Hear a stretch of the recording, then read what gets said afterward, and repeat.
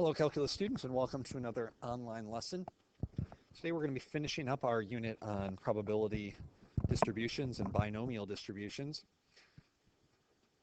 We want to talk about mean, which we've mentioned a little bit with regards to probability distributions, as well as standard deviation of binomial distributions, but also probability distributions as a whole.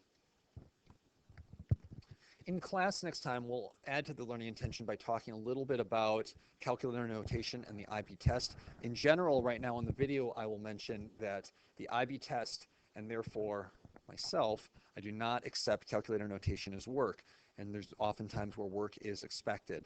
There's ways to work around that, specifically indicating what work you're doing on the calculator, meaning that if you were taking the whole and subtracting the probability that your variable was less than or equal to 1 or something like that, and then indicating that, as opposed to just writing down some answer without any work. But we'll talk more about that next class. But as you're working on any of these problems, think about work and how you can show work to get full points on the IB test. With the learning intentions that we want to cover here in the video, I mentioned mean, standard deviation. So mean we've already talked about. To find the mean of a binomial distribution, that's the same thing as an expected value of a probability distribution. Again, we've got mu being used here to represent mean.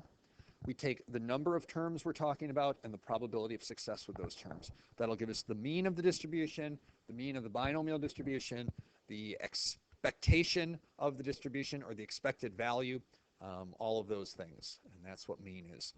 Standard deviation is very similar.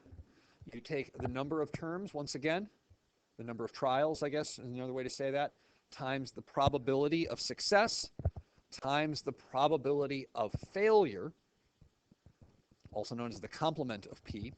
So another way we could write this is n times p times the complement of p, all being square rooted. And that will give you the standard deviation of a binomial distribution. So how do you find variance? Well, if you think back to our statistics unit, we knew that variance was equal to standard deviation squared, or lowercase sigma here representing standard deviation squared. Sometimes you'll see variance abbreviated VAR, and so if they want to find the variance of something, they will put VAR, and again, that is equal to our standard deviation squared. Well, what's our standard deviation? In this case, it's n times p times q square rooted. Well, if we're going to square that to find our variance, the square and the square root simply cancel each other out, leaving us with npq. So I think in your formula packet it actually gives you variance. So if you've got variance as npq, how do you turn that into standard deviation? You simply square root that, and then we're back to standard deviation.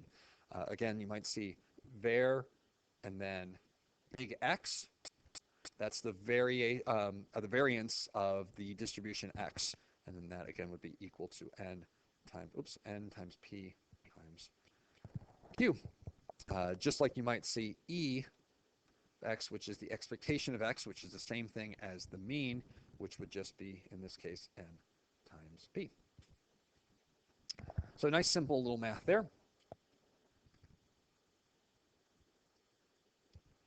Fair die is rolled 15 times. X is the number of times that a 5 can occur. Find the mean and the standard deviation of this distribution. So let's start, and I'm also going to add on, we'll do variance as well here. So our mean of our distribution, and we could say mean of big X, or we might see it as the expectation of big X.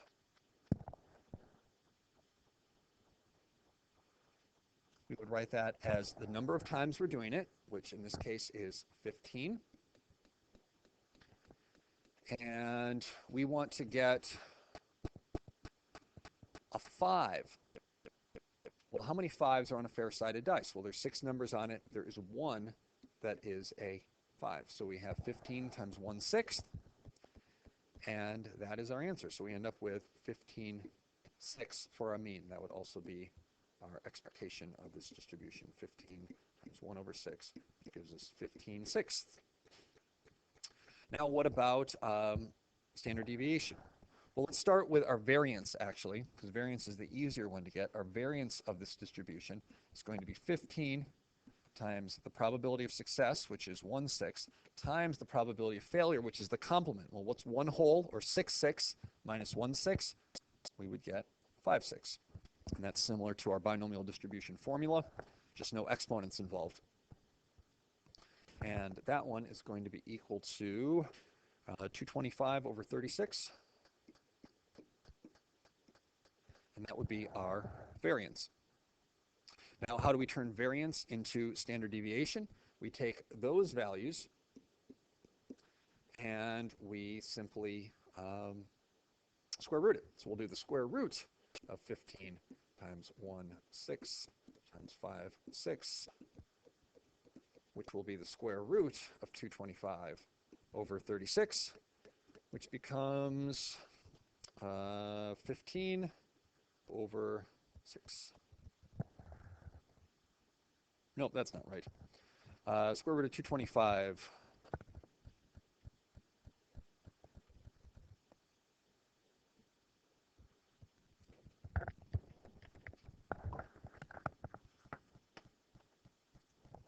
Ah, I see it.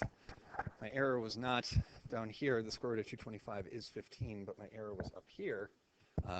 5 times 15 does not give me 225. I was doing 15 squared.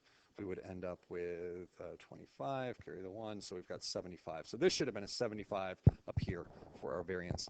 So now we're doing 75 square rooted, which is not a perfect square, unfortunately.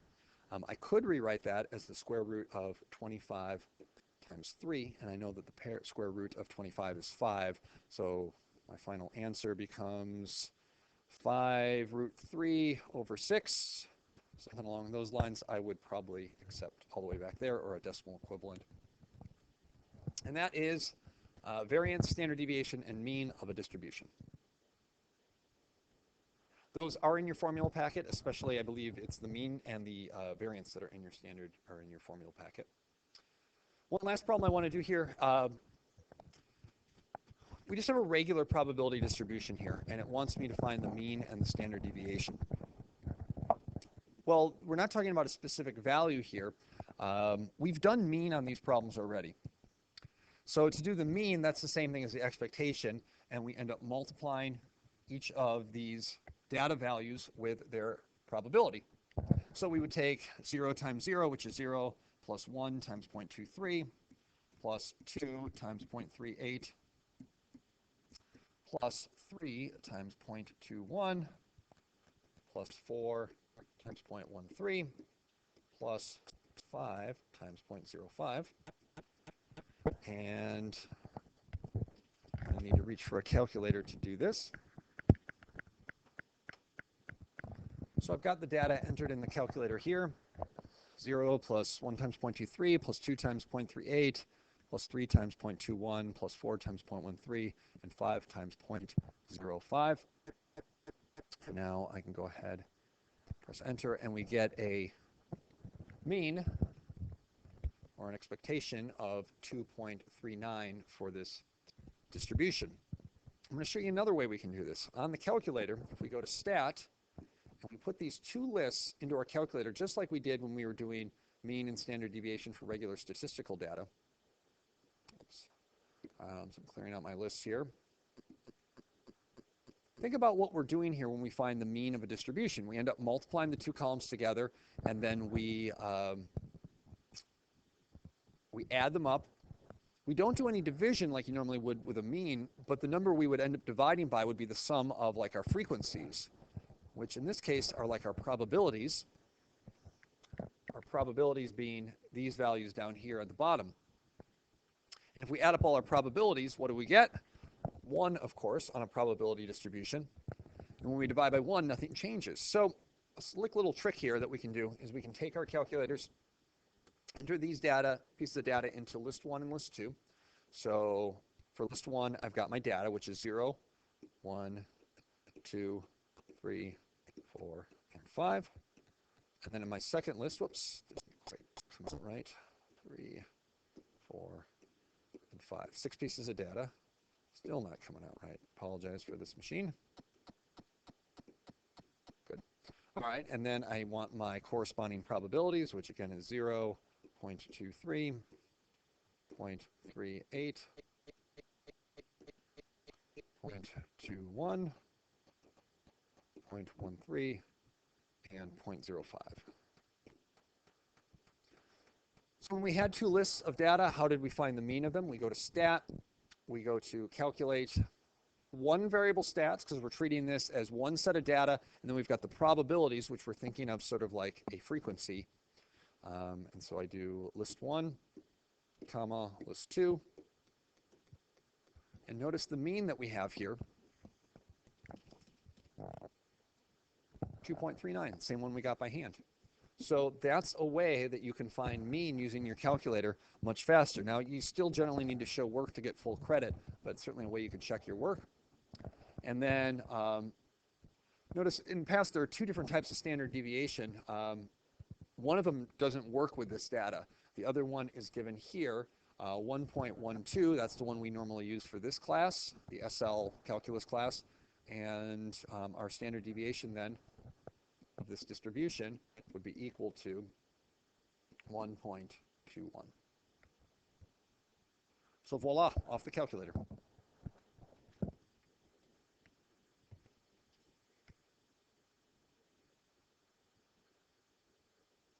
In the book, I'd like you to look at page 623 and 626. This is our last section covering these probability distributions. So we will have a test coming up shortly. Until next time.